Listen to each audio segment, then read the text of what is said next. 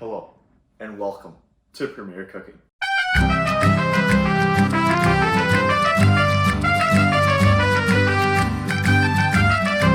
Season 2, mind you, coming to you from the international land of cuisine and wonder known as Canada. Today, it is the beginning of the summer eating fruit season. No longer are we stuck in the rigid land of poutine and burgers and ketchup every day. We can go to the wonderful land of Mexican food and tacos, built for one and all. Today is a rather shorter episode because I don't know how long everyone else is going to be gone from the house. Today, we're going to be making the discount quick Mexican lunch to get you in that summertime spirit. So, step 1, you need your protein. Today, we're going to be going over to the local fridge. We have some cooked chicken and some uncooked chicken. Well, we're going for the cooked chicken, obviously, because time is of the essence. So, we gotta dig back in there, and we gotta find the rotisserie. Of course, we have the best coming from Costco, our main ingredient, a lovely thing. Another fine addition, the wonderful guacamole, the solution to most problems in this world. Have your wife cheating on you? Give her guac, she'll come right on back. Nothing that it can't solve, except maybe a really bad diarrhea. That might actually be a problem. Next, we need to get ourselves some tomatoes. We have sun drops. I don't really know if these are international or not, but we got them. And of course, we ran out of, lettuce. We didn't run out of lettuce. Let's go. We have some lovely lettuce and a little bit of hot sauce. If you have this stuff, highly recommend truff. I ran out like 4 months ago, but I kept the bottle. I don't really know why. Ketchup, because duh. And a little bit of the quintessential drink, lemonade. Perfect. Okay, so next, what we need is some taco shells. But it looks like I ate them all. So we're in a bit of a pickle here. Good news! So I found these. We're gonna be doing some improv today. These are what are known as broken taco shells, courtesy of probably my billet sisters for, I don't know, making chips or something. But anyways, what we can do is improvise, adapt, and overcome. Not copyrighted. So first step, what you gotta do, get yourself your plate.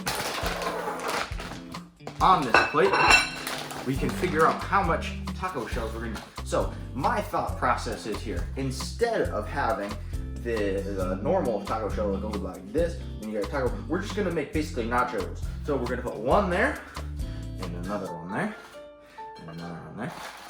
And we're gonna continue this pattern out so that we know how many we're gonna do. Personally, I wanted to have about 3 tacos today for my practice meal. So I'm gonna spread them out like that.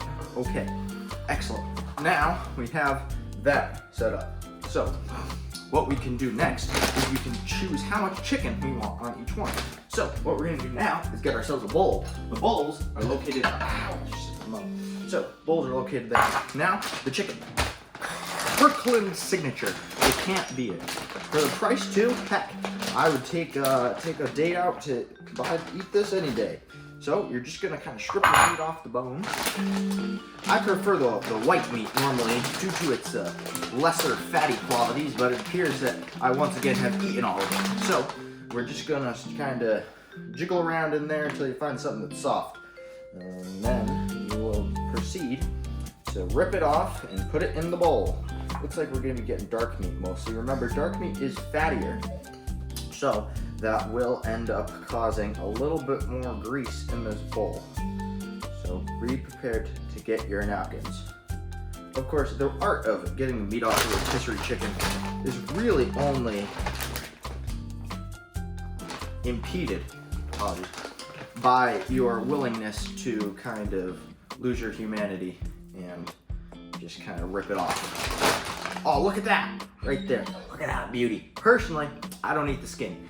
If you eat the skin, I think you're a little weird, I'm not gonna lie. But my mom eats the skin and she's all right. have our guest with us, Captain Jack. We'll do a little intro to him in a hot second. He's just gonna probably be sniffing around by my legs, hoping that I drop some. Oh, there he is. But like I was saying, salmon, skin, 100% eat that. Good nutritional value. I'm not feeding you. All right. So now that you have enough, you just kind of throw the unwanted bones in the compost over here, because in Canada, I'm not sure if many of you know this, they have like a legit compost system. It's pretty cool.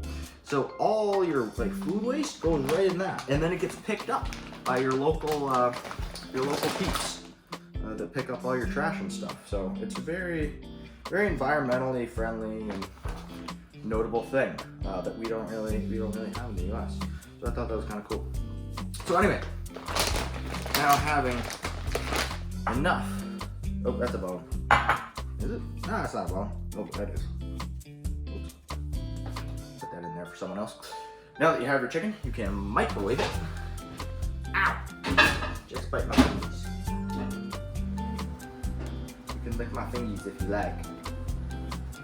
Moving on here, remember, after a dog licks your fingers or any other part of you, wash them, because dogs are kind of gross.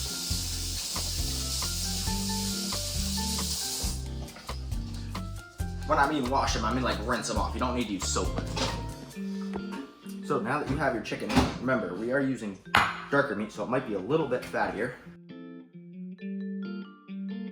You are now ready to assemble your taco burrito things. So step one in the process, make some room. You want to take the golden, wonderful guac. Well, it shouldn't be golden. If it's golden, it's probably not too good. But we're just gonna apply a thin layer here upon each little piece, right? We're treating these kind of like their own individual. Now remember, just because they are tiny does not mean that you do not need to overload them. Like any good taco, it should be on the point of breaking when you are about to consume it. Taco should not be a cleanly meal. Any taco that doesn't spill out on either end is not a real taco. Coming to think of it, I think I'm only gonna have 4, because practice is rapidly approaching, as this has taken longer than I thought. Perfect. So now that you have your 4, you can put the other 2 back in there. Not like anyone's gonna notice.